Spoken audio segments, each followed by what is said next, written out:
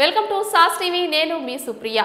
జిహ్వకో రుచి పుర్రెకో బుద్ధి అనే విధంగా ఈ దొంగల తెలివితేటలు కూడా అదే విధంగా ఉన్నాయి. ఏటీఎం నగదును తరలించే వ్యాన్లోని డబ్బును వీరు దొంగతనం చేశారు. ఏకంగా 66 లక్షల రూపాయలను దొంగతనం చేశారు ఈ దొంగలు.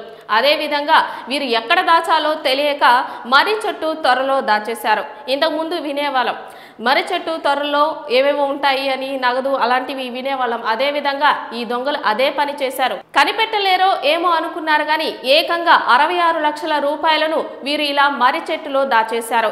దీనిని చూసిన పోలీసులు షాక్ కు గురయ్యారు. మరిన్ని వివరాలు ఇప్పుడు చూద్దాం. ఒంగోలులోని పంజాబ్ నేషనల్ బ్యాంక్ ఏటీఎం దగ్గర ఈ ఘటన జరిగింది. దొంగలించిన డబ్బు మొత్తం మర్రి త్వరలో పడి ఉండడం చూసి పోలీసులు అవాక్కయ్యారు.